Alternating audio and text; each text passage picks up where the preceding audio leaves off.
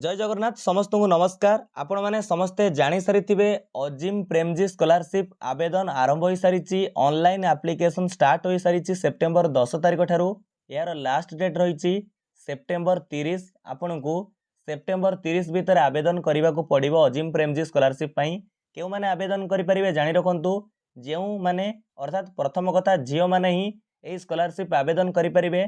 Girl student ये Azim Premji scholarship पाइबापी आवेदन करेंगे। आपन को प्रथमे कहीदेवी वर्ष को ये अजिम प्रेमजी स्कॉलरशिप रे 30,000 टंका मिलिबो। दुईटी किस्त रे 15,000 टंका एवं 15,000 टंका एमिति 30,000 टंका मिलिबो।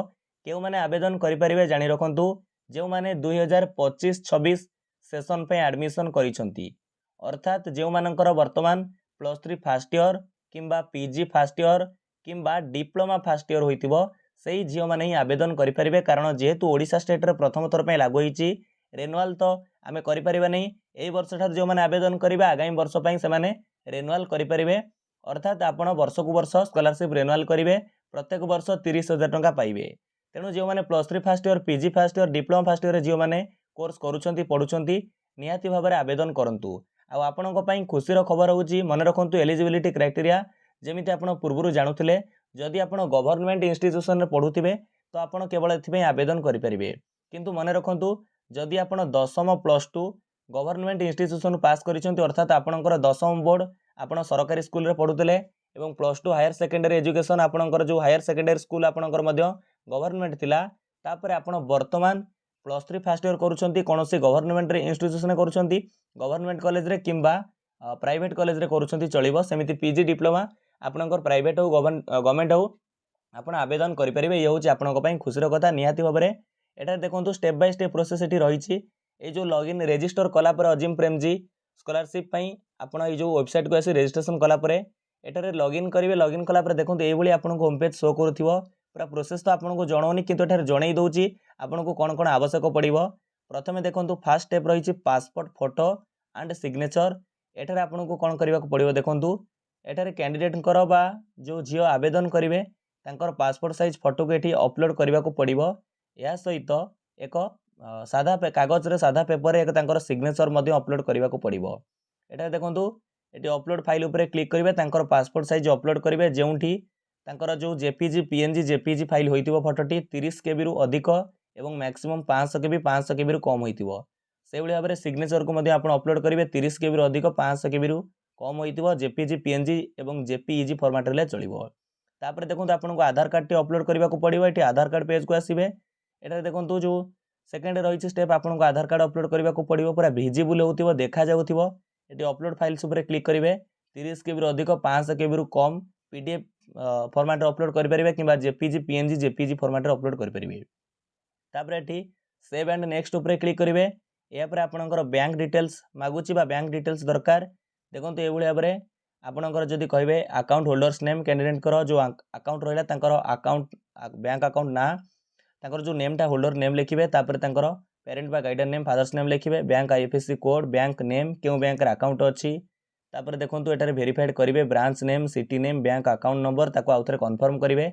या परे देखंतु एटी बैंक डिटेल्स रो आपनकर बैंक पासबुक पेज को अपलोड करबा को पड़िबो। फ्रंट पेज को आपनकर पासबुक रो ताको अपलोड करिवे 30 केबी रो अधिका 500 केबी रो कम होइतिबो। या पर देखंतु सेव एंड नेक्स्ट ऊपर आपनको एटी क्लिक करिया को पड़िबो। या पर आपण पहुंचबे क्लास 10th मार्कशीट रे आपन को आपनकर 10म परीक्षार 10th बोर्ड रो मार्कशीट अपलोड करबा को पड़िबो। क्लियर विजिबल होतिबो ओरिजिनल क्लास 10th मार्कशीट आपन को अपलोड करबा को पड़िबो स्कैन करी 30 केबी अधिका 5 केबी कम JPG PNG JPG PDF format रे हबो। तापर एटी ओडिसा बोर्ड सिलेक्ट होई अछि। आपन को एटी बास खाली अपलोड फाइल ऊपर क्लिक करी 10th सर्टिफिकेट को क्लियर विजिबल होतो अपलोड करबा को पड़िबो। सेही भली आपनकर 12th सर्टिफिकेट मार्कशीट को आपन अपलोड करिवे। डिटेल्स पूरा सेम रही आपण अपलोड फाइल ऊपर जिवे आपनकर +2 सेकेंड ईयर सर्टिफिकेट को अपलोड करिवे।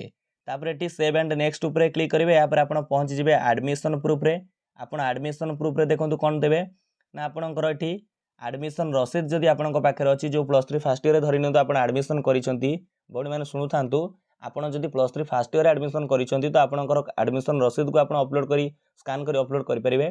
किबा जदि एडमिशन रसीद आपनकर पाखरे नाही आपण कॉलेज रे एक बोनाफाइड सर्टिफिकेट नहींकरी लेखा आनी पारे। देखो ये जो बोनाफाइड सर्टिफिकेट फॉर्मेट आपन पाइबे लेखा जाए डाउनलोड बोनाफाइड सर्टिफिकेट टेम्पलेट यार ऊपर आपन जदि क्लिक करूछंती तो आपणकर देखंतु से जो बोनाफाइड सर्टिफिकेट रो फॉर्मेट टी टेम्पलेट एमिति आसी जिवो एटी एई जो फॉर्म को आपनको कॉलेज रे नै भरिबार अछि आपणकर एटी कॉलेज रो सिग्नेचर सील लागिवो आपणकर प्रिंसिपल कर एक सिग्नेचर रहइबो इंस्टीट्यूशन नेम रहइबो प्लेस रहइबो एटी आपणकर देखंतु ऊपर डेट रहइबो एवं आकु भरिबा को पड़िबो कॉलेज रे एटा आपणक पई से भरि देबे एवं सिग्नेचर करिवे तापर एटी एडमिशन प्रूफ को एटी एमिति तळକୁ स्क्रॉल करिवे जदि आपण कॉलेज रसीद देउछन्ती एडमिशन रसीद ऊपर ऑप्शन को सिलेक्ट करिवे कॉलेज फी रिसिप्ट लिखा जाइछि जदि बोनाफाइड सर्टिफिकेट देउछन्ती बोनाफाइड सर्टिफिकेट ऊपर आपण क्लिक करिवे तापर अपलोड फाइल ऊपर क्लिक करी जहां को आपण अपलोड करिवार थियो अपलोड करिवे रसीद हो किबा बोनाफाइड सर्टिफिकेट या पर आपण कोन करिया पड़िबो नाटी सेव एंड नेक्स्ट ऊपर क्लिक करिया को पड़िबो तापर देखंतु एटी सबमिट ऊपर क्लिक करिवे एटी देखंतु सेव एंड नेक्स्ट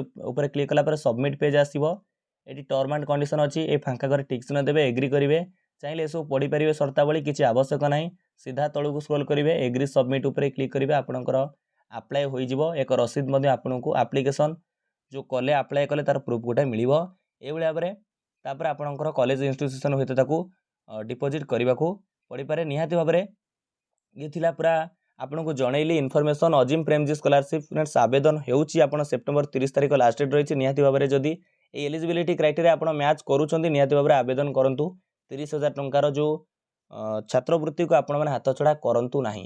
विदाय दियंतु नमस्कार जय हिंद जय भारत जय जगन्नाथ।